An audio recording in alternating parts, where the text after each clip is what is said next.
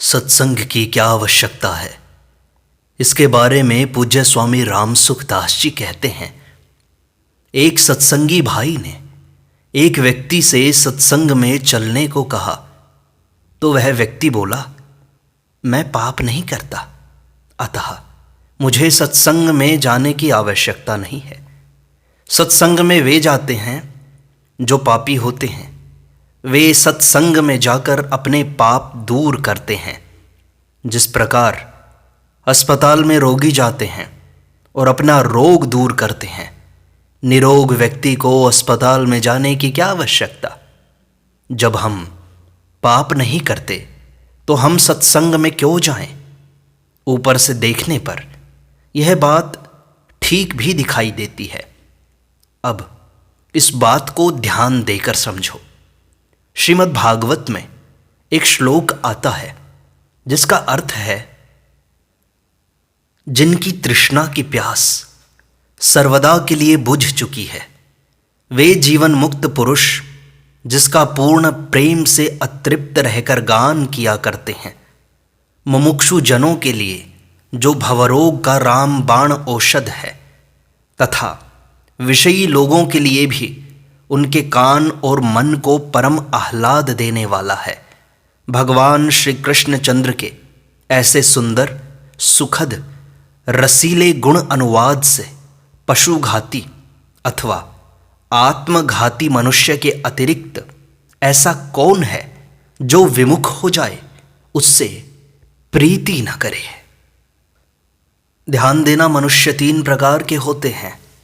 एक जीवन मुक्त, दूसरे साधक और तीसरे साधारण संसारी विषयी व्यक्ति, जिनके कोई तृष्णा नहीं रही, कामना नहीं रही, जो पूर्ण पुरुष हैं, जो आत्मा राम हैं, जिनके ग्रंथि भेदन हो गया है, जो शास्त्र मर्यादा से ऊपर उठ गए हैं। ऐसे जीवन मुक्त तत्वज्ञ महापुरुष भी भगवान की भक्ति करते हैं, भजन करते हैं और भगवान के गुण सुनते हैं। जो निरंतर भगवान का ध्यान करते हैं, वे भी ध्यान छोड़कर भगवान के चरित्र सुनते हैं। ब्रह्मा जी के 4 मानस पुत्र सनकादि हैं। उनकी अवस्था सदा ही 5 वर्ष की रहती है। वे जन्मजात सिद्ध हैं। ऐसे अनादि सिद्ध सनकादिक, जिनके 10 दिशाएं ही वस्त्र हैं, उनका एक व्यसन है। वे जहाँ भी भगवान की कथा हो, वहाँ वे सुनते हैं। दूसरा कोई कथा करने वाला न हो तो 3 बन जाते हैं, श्रोता, और एक बन जाता है वक्ता। इस प्रकार मुक्त पुरुष भी भगवान की कथा सुनते हैं। परमात्म तत्व में निरंतर लीन रहने वाले जीवन मुक्त पुरुष भी सत्संग जहाँ होता है वहाँ सुनते हैं। जो संसार से उद्धार चाहते हैं, ऐसे साधक भी सत्संग सुनते हैं, ताकि सांसारिक मोह दूर हो जाए, अंतःकरण शुद्ध हो जाए, क्योंकि यह संसार की दवा है। जो साधारण संसारी मनुष्य हैं, साधन भी नहीं करते, उनके भी मन को, कानों को सत्संग की बातें अच्छी लगती हैं। सत्संग से एक प्रकार की शांति मिलती है, स्वाभाविक मिठास आती है। और महान पापी अथवा ज्ञान के दुश्मन, इनके सिवाय हरि कथा से विरक्त कौन होगा। जहाँ भगवान की कथा होती है, वहाँ भगवान के भक्त, संत महात्मा, नारद, सनकादि ऋषि मुनि तथा जीवन मुक्त महापुरुष भी खिंचे चले आते हैं, क्योंकि यह अत्यंत विलक्षण है। भगवान जी की सवारी है गरुड़। उन गरुड़ जी के बारे में कहा गया है, गरुड़ जी जब उड़ते हैं तो उनके पंखों से सामवेद की ऋचाएं निकलती हैं। ऐसे गरुड़ जी जो सदा ही भगवान के पास रहते हैं, उनको मोह हो गया जब भगवान श्री राम को नागपाश में बंधे देखा। भगवान का यह चरित्र देखा तो उनके मन में संदेह हो गया कि ये काहे कि भगवान, जिनको मैंने नागपाश से छुड़ाया, मैं नहीं छुड़ाता तो इनकी क्या दशा होती। इसी प्रकार भगवान श्री राम को हा सीते ऐसे पुकारते हुए जंगल में भटकते देखकर सती को संदेह हो गया था कि ये कैसे भगवान जो अपनी स्त्री को ढूंढते फिर रहे हैं और उसके वियोग में रो रहे हैं। गरुड़ और सती के उदाहरण इसलिए दिए गए हैं कि इन्हें स्वयं श्री राम के चरित्र देखने से मोह पैदा हो गया और चरित्र श्रवण से मोह दूर हुआ। इससे सिद्ध हुआ कि भगवान के चरित्र देखने से भी भगवान के चरित्र सुनना बढ़िया है। साक्षात दर्शन से भी चरित्र सुनना उत्तम है, क्योंकि दर्शनों से तो मोह पैदा हुआ है और कथा सुनने से दूर हुआ। भगवान की कथा गरुड़, सती आदि के मोह को दूर करती है। इसका तात्पर्य है कि जिनको मोह हो गया वे भी सत्संग के अधिकारी हैं, तो जिनको मोह नहीं है वे तत्वज्ञ पुरुष भी अधिकारी हैं, तथा घोर संसारी आदमी सुनना चाहें तो वे भी अधिकारी हैं। कोई ज्ञान का दुश्मन ही हो तो उसकी बात अलग है। हरि कथा में रुचि नहीं होती तो भाई अंतःकरण बहुत मैला है, मामूली मैला नहीं है। मामूली मैला होगा तो स्वच्छ हो जाएगा, परंतु ज्यादा मैला होने से सत्संग अच्छा नहीं लग सकता। सत्संगति सब मैलों को दूर करती है, परंतु सत्संग करते रहने से यदि मनुष्य सत्संगति करे ही नहीं तो मैल दूर कैसे होंगे। पित्त का बुखार होने से मिश्री कड़वी लगती है, कैसे करें। तो कड़वी लगने पर भी खाते रहो। मिश्री में खुद में ताकत है कि वह पित्त को शांत कर देगी और मीठी लगने लग जाएगी। ऐसे ही सत्संग भजन में रुचि न हो तो भी सत्संग भजन करते रहने से ज्यों ज्यों पाप नष्ट होने लगेंगे त्यों त्यों सत्संग में मिठास आने लगेगा। जिस मिठाई को हम चखे ही नहीं उसका स्वाद हम कैसे जान सकते हैं।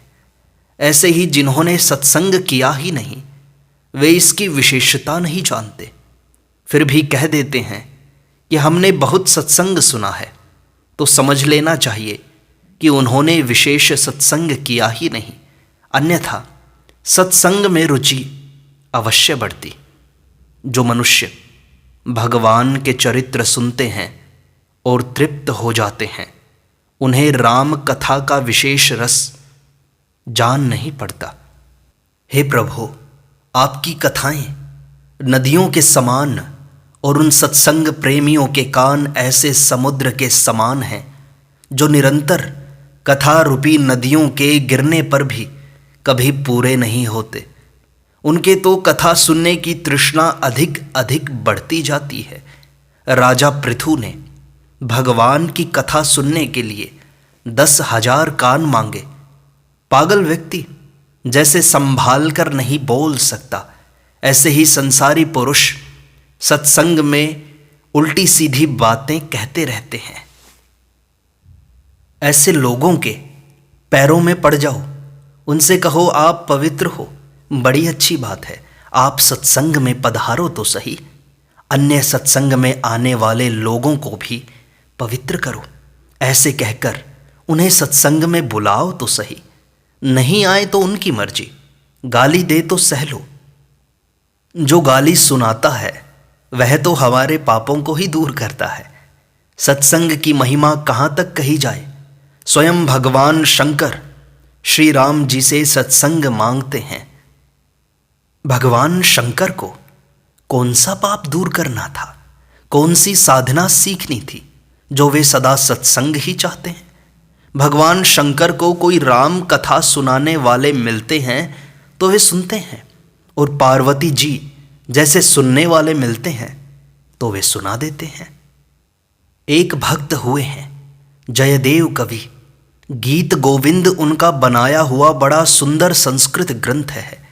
भगवान जगन्नाथ स्वयं उनके गीत गोविंद को सुनते थे। भक्तों की बात भगवान ध्यान देकर सुनते हैं। एक मालिन थी, उसको गीत गोविंद का एक ही पद याद हो गया। वह बैंगन तोड़ती जाती और पद गाती जाती थी। तो ठाकुर जी उसके पीछे पीछे चलते और पद सुनने लगते। पुजारी जी मंदिर में देखते हैं कि ठाकुर जी का वस्त्र फटा हुआ है।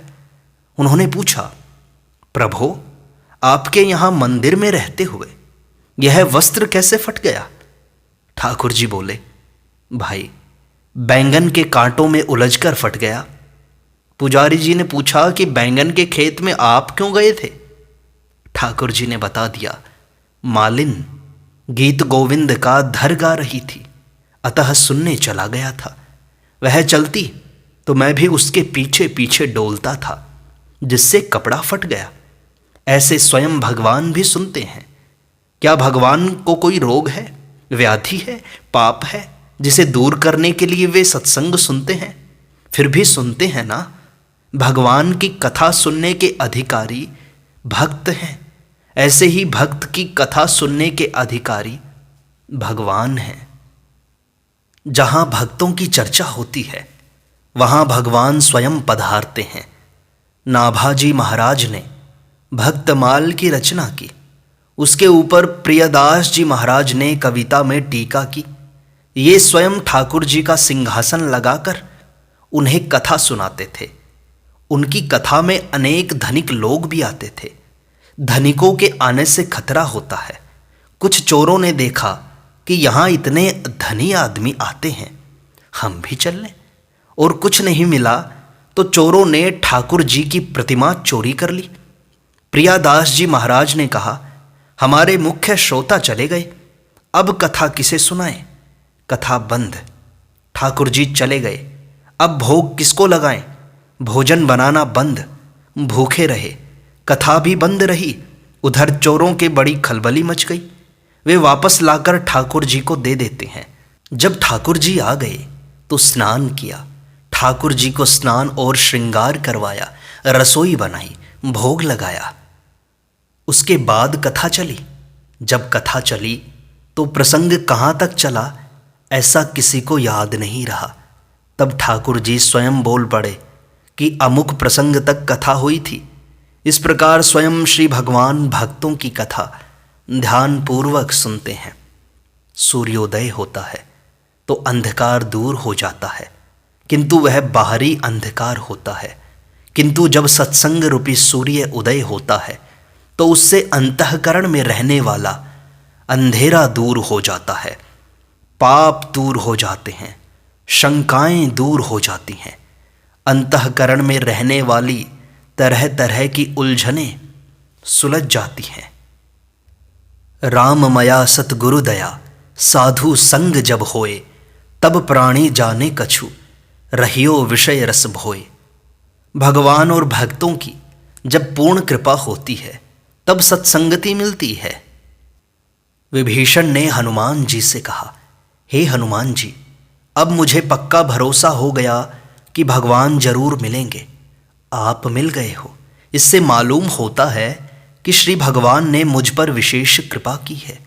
भगवान विशेष कृपा करते हैं तभी अपने प्यारे भक्तों का संग देते हैं। सत्संग से बहुत शांति मिलती है।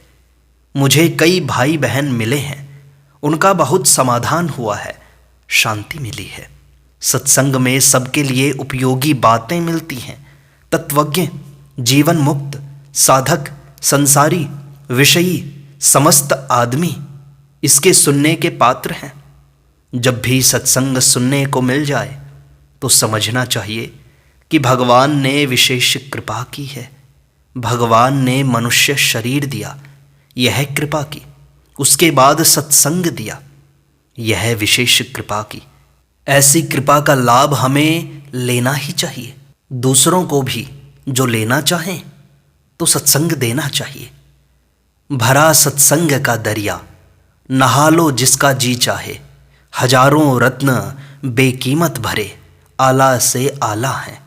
लगाकर ज्ञान का गोता, निकालो जिसका जी चाहे। सत्संग रूपी दरिया, इसमें बहुत बढ़िया बढ़िया रत्न है।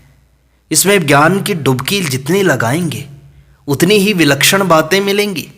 सुनने से तो मिलती ही हैं, सुनाने से भी मिलती हैं।